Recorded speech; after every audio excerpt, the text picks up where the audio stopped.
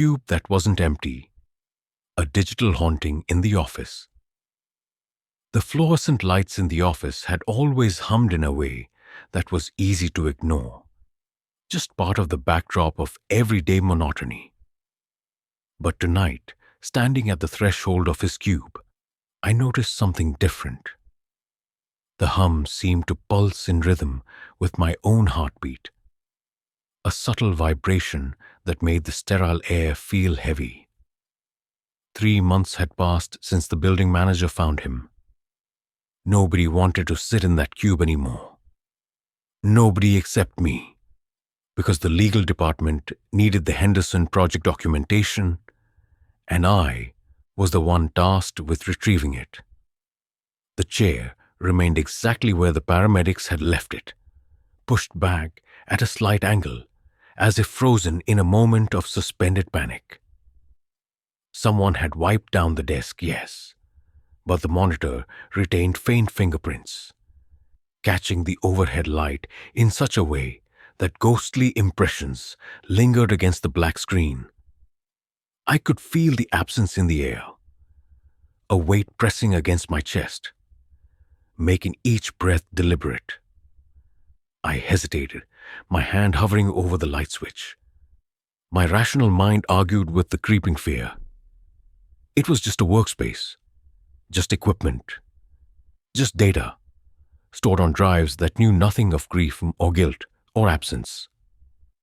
And yet, standing there, I could almost feel the weight of him, the one who had sat here, who had disappeared into a final tragic silence, still pressing down on the room. I flipped the switch.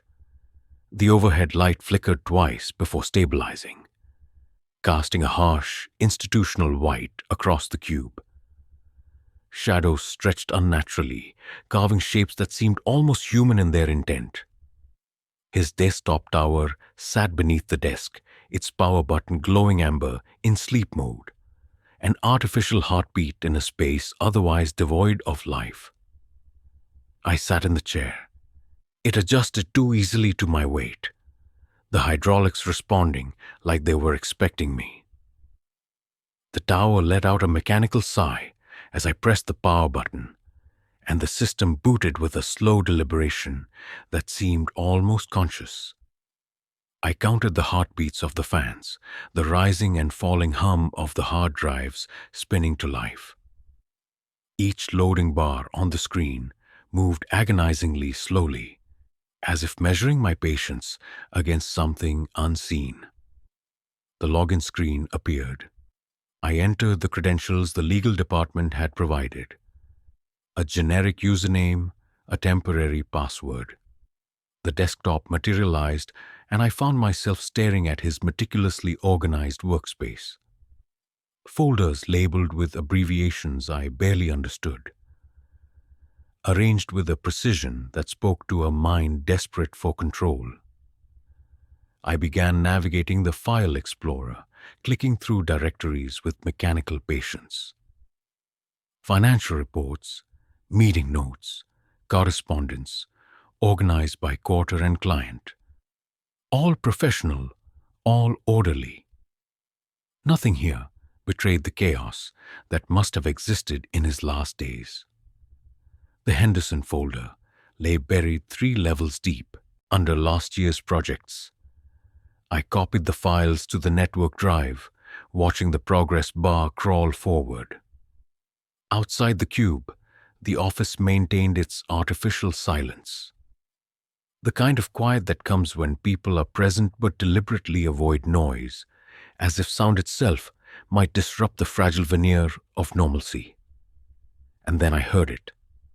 Not a sound exactly, but an absence of sound. A sudden pressure shift that made my ears pop.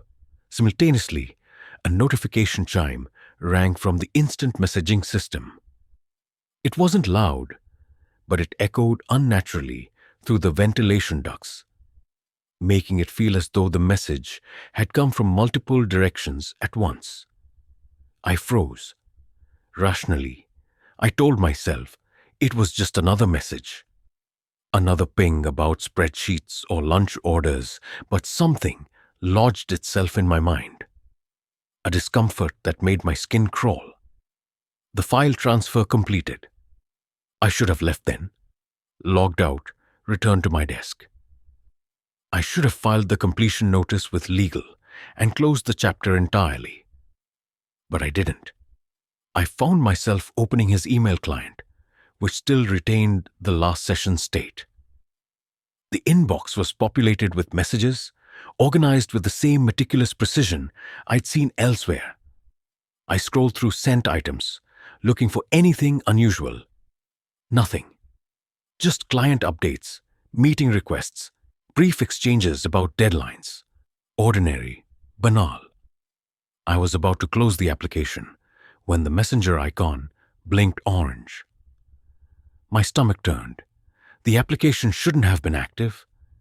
He had disabled all accounts, revoked every credential, locked down every trace of his presence.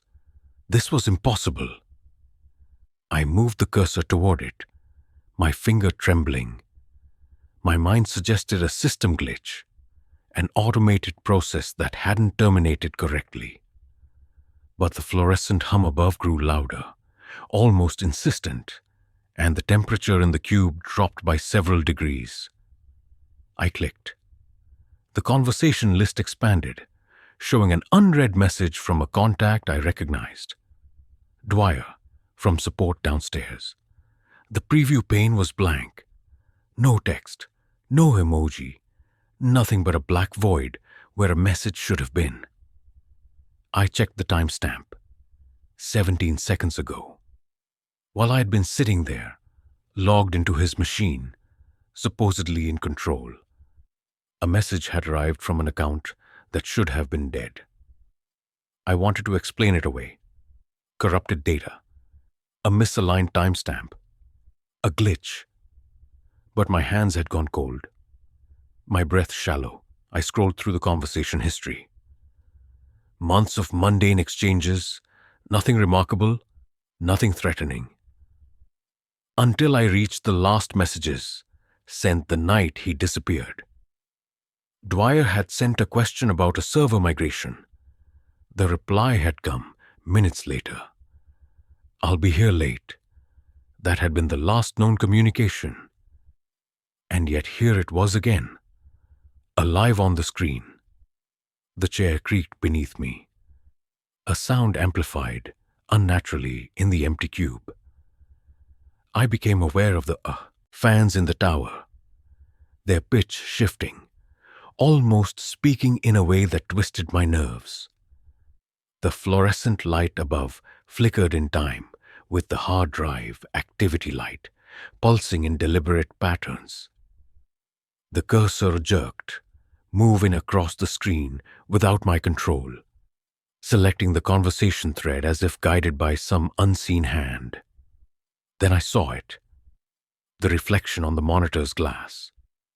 Behind me, distorted by the curve of the screen, 3 figures appeared. I turned slowly, heart hammering. Nothing.